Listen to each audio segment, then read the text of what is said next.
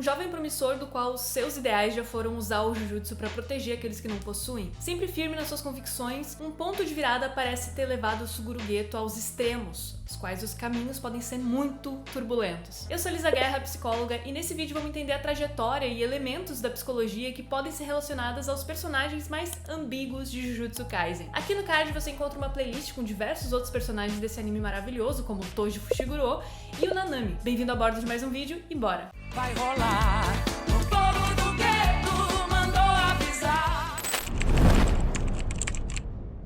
É difícil até mesmo pensar por onde começar esse vídeo, então vamos fazer o convencional, que é pelo começo. Geto por muito tempo foi a dupla de Gojo, e ele sempre manteve os seus pés no chão e do seu colega também. Nessa época, disposto a usar o Jujutsu para proteger aqueles que não possuíam as habilidades e forças necessárias, e após ele receber a missão de escoltar a Riko junto com o Gojo, algumas peças do quebra-cabeça foram postas de um jeito bastante irreversível para ele. Após derrotarem Toji Fushiguro e se depararem com uma multidão de não-feiticeiros rindo da morte de uma garota inocente, Gojo pergunta: devemos matar essa galera? Se fizermos isso agora, provavelmente eu não sentiria nada. Geto fala que não tem motivos pra isso. E o Gojo pergunta: será que isso é mesmo necessário? Geto fala que sim, especialmente pra quem é feiticeiro. Ou seja, ele entendia a responsabilidade que vinha junto com seus poderes. E com grandes poderes vem grandes responsabilidades. Mas acima disso, ele sabia que para uma vida repleta de propósito é necessário de sentido e motivo para as nossas ações, para que elas não sejam fundadas a partir de nada. Esse pensamento foi o que naquele momento fez tanto ele quanto o Gojo passarem por aquela situação da forma com que eles passaram.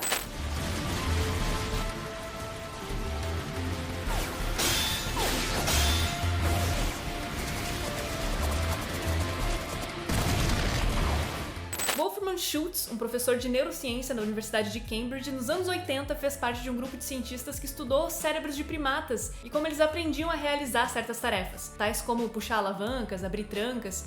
O objetivo do estudo era entender quais partes do cérebro eram responsáveis por executar as ações. Ele observou o funcionamento do cérebro de um primata que precisava apertar um botão quando visse uma luz. E sem nenhum motivo para fazer isso, o primata ignorava e não executava esse comportamento. Porém, em seguida, ele foi ensinado que, ao fazer isso, ele receberia como recompensa um suco ou algo desse sentido. E no momento em que ele entende o sentido do comportamento, ou seja, a razão pela qual ele precisa apertar o botão, que é ganhar o suco, ele passa a apresentar altos níveis de dopamina, logo no momento em que a luz aparece. Ou seja, ele passou a ver sentido no comportamento. E o simples fato de ver sentido nisso já foi suficiente não só para executar o comportamento, mas para também apresentar maiores níveis de dopamina, o hormônio associado à motivação e ao prazer. Ou seja, transpondo isso para nossa realidade, não realizamos um comportamento simplesmente por realizá-lo, mas sim pelo sentido que há por trás desse comportamento. Um aluno que não vê motivo ou sentido maior no conteúdo que ele está aprendendo, ele não tem uma motivação, ou seja, ele não tem níveis de dopamina suficiente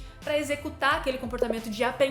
Assim como o Geto não via sentido ou motivo para executar o comportamento que o Gojo queria naquele momento com aqueles não feiticeiros. Ele foi fiel aos seus princípios e principalmente a falta daquele sentido que estava ali.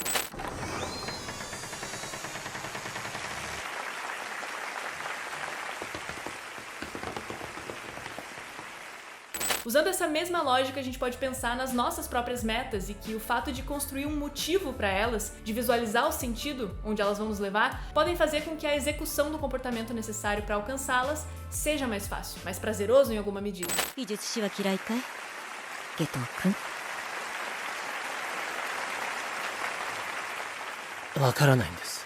Ao mesmo tempo que ele busca sentido nas suas próprias ações e moral, ele parece estar desde sempre muito ciente sobre a sua visão a respeito dos não feiticeiros.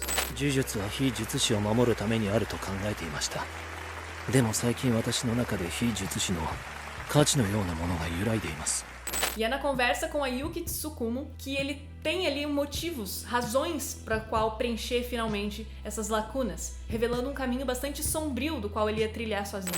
すると呪霊の生まれない世界の作り方は2つ。1、全人類から呪力をなくす。2、全人類に呪力のコントロールを可能にさせる。 Podemos explicar alguns processos psicológicos envolvidos nessas ações, mas a gente não pode justificar esse tipo de ideologia, pois é inaceitável. Vemos personagens como o Gojo, que teria a força necessária para tornar isso possível, recusar esse caminho e até repudiar ele. 非術師殺して術師だけの世界を作る？無理に決まってんだろ！君にならできるだろう、サトル。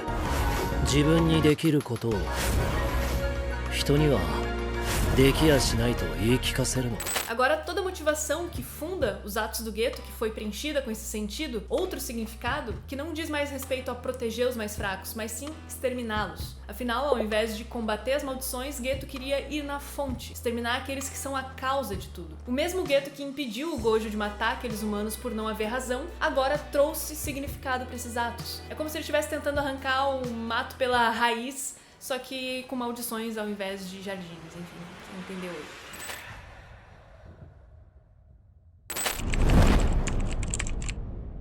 Em fotos e flashbacks do Geto, sempre ele era mais introspectivo, raramente sorria, até porque deve ser difícil sorrir com tantos desejos a respeito de exterminar a humanidade se aproximando aí na sua cabeça. Mas as únicas vezes que vemos ele sorrir é onde está a presença do seu amigo Haibara, e eu acredito que possa simbolizar um ponto de impacto sobre a morte dele e como mudou a forma com que ele também via a realidade. Ao ver o cara que representava a esperança pro grupo morto na sua frente, a serviço de pessoas, entre aspas, fracas, que zombaram anteriormente deles, e ele sabia também essa forma deturpada das quais eles tratavam os feiticeiros, foi uma das coisas que alimentou essa aversão que ele sentia, como se fosse a peça que faltava para ele se tornar inimigo do mundo. じゃあ非術師を皆殺しにすればいいじゃないですか。というか多分それが一番イージーだ。 Todos nós temos formas de pensar, agir e ver o mundo, e elas são formadas com base nas nossas próprias experiências de vida e conforme as crenças que temos a respeito de nós mesmos e do mundo, como se fossem lentes das quais a gente enxerga as coisas a partir dela, a partir das nossas fragilidades e pontos fortes. Por isso, ao ver um filme, por exemplo, você pode pensar que foi o melhor filme que você já viu na sua vida e que transformou e trouxe diversos ensinamentos pra você. Mas quando você vai conversar com algum amigo sobre esse filme, ele pode ter dito que não achou tudo isso e que, na verdade, nem mesmo gostou do filme. Ou seja, o mesmo filme, percepções diferentes, sensações diferentes, que cada um formula conforme a sua experiência de vida. É como se isso aqui, por exemplo, fosse uma situação. Eu enxergo a partir deste lado e vocês estão enxergando a partir desse, mas é o mesmo objeto, ou seja, pontos e perspectivas diferentes. O ponto aqui é que podem existir diversas visões imprecisas e irrealistas da realidade e de pensar que nos levam a emoções negativas. E essas visões distorcidas a gente chama de distorções cognitivas. Elas existem de diversas formas, podendo ser catastrofização, onde a pessoa imagina o pior resultado possível de um evento ou de uma situação, personalização, onde a pessoa tende a colocar a culpa em si mesma, filtragem, onde ela foca o lado negativo e desqualifica tudo aquilo que é positivo. Enfim, existem diversos tipos de distorções cognitivas, mas o que eu quero trazer aqui para olhar para o Geto é o pensamento polarizado, que consiste em enxergar uma situação de uma forma extrema, tendenciosa e super generalizada, que inclusive é outra distorção. A supergeneralização é onde a partir de um evento se tira conclusões precipitadas dos próximos. Ou seja, usando essas duas distorções, a gente pode entender como o Geto enxerga os não feiticeiros, de uma maneira super generalizada, onde ele acredita que todos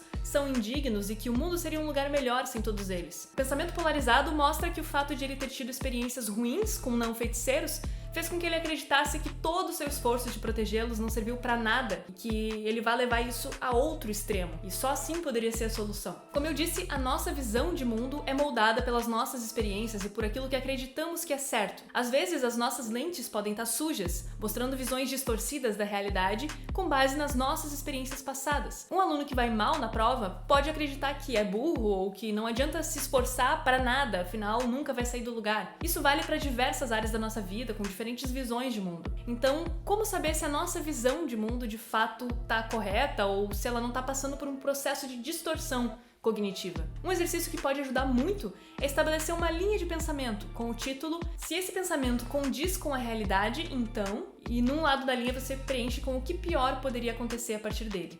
Na outra ponta, o que de melhor poderia acontecer. Após levar esse pensamento para os dois extremos, busque o balanceamento entre os dois e responda o que de mais realista poderia acontecer. Fazendo essa viagem aos dois extremos e buscando racionalizar o meio termo deles, pode ajudar a manter uma visão menos catastrófica ou até mesmo menos extremista com relação aos eventos e situações ou até mesmo relações. Aquele mesmo aluno com medo da prova poderia preencher isso com o pior que poderia acontecer é tirar uma nota ruim. ou o melhor é ficar na média, acima da média. Já a visão mais realista é que poderia ficar no meio termo na nota ou então pegar a recuperação e estudar novamente. Tirar o pensamento do espectro apenas negativo abre outras possibilidades do real, que talvez ficassem sufocadas pela catastrofização o tempo inteiro.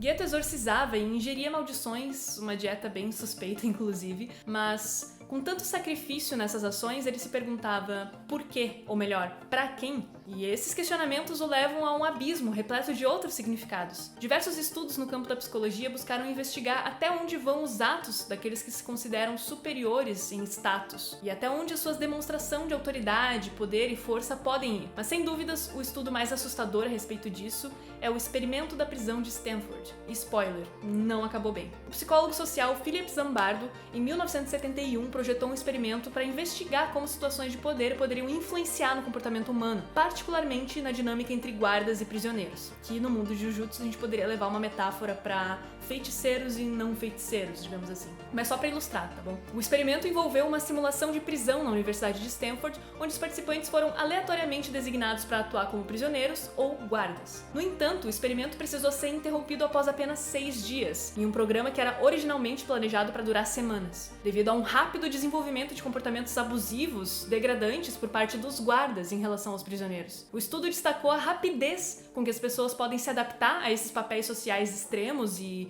os efeitos negativos dessa dinâmica de poder sobre o comportamento humano. Ou seja, aqueles que acreditavam estar em um status superior e em posições maiores de poder tinham cada vez mais comportamentos agressivos e extremos do que aqueles que se consideravam inferiores, digamos assim. Eles foram aumentando gradualmente até chegar a um ponto que o experimento ficou completamente insustentável. Isso mostra o quão rápido um indivíduo que já se considera superior em algum aspecto poderia se corromper e o estrago que isso pode causar ao redor. Esse mecanismo de visão de poder frente aos outros pode ser estimulado no gueto e na forma que ele agiu, não poupando nem mesmo seus pais, que eram considerados inferiores por não serem feiticeiros. Sua posição de poder lhe permite impor sua própria vontade frente aos outros e, em muitos casos, utilizar a autoridade de maneira progressiva e dominadora, assim como o experimento de Stanford. Existe até mesmo um filme sobre isso, tamanha a revelação sobre o comportamento humano que esse experimento dispõe. Em sua construção e ponto de virada, vemos que ele sempre esteve ciente da sua visão sobre os não feiticeiros e provavelmente o que impediu ele de tomar aquelas decisões no início foi a pergunta do Gojo e a própria presença dele. O apoio daquela situação para ele lidar com aquilo e com aquelas palavras do Geto também foi o que impediu o Gojo, ou seja, foi uma troca mútua naquele momento. Mas sozinho ele caiu em uma espiral de aceleração, onde ninguém mais conseguiu botar os seus pés no chão. Por isso ele é um dos personagens mais ambíguos da obra e eu não poderia deixar de fazer um vídeo dedicado para ele. Não se esquece de se inscrever aqui e conferir os outros vídeos da nossa playlist de Jujutsu aqui no card. E claro, um agradecimento muito especial aos membros do canal, que podem ter seu nome eternizados por aqui e, claro, ter acesso antecipado aos vídeos do canal. Então não se esquece também de colaborar caso você possa. E muito obrigada pela atenção de sempre e tchau!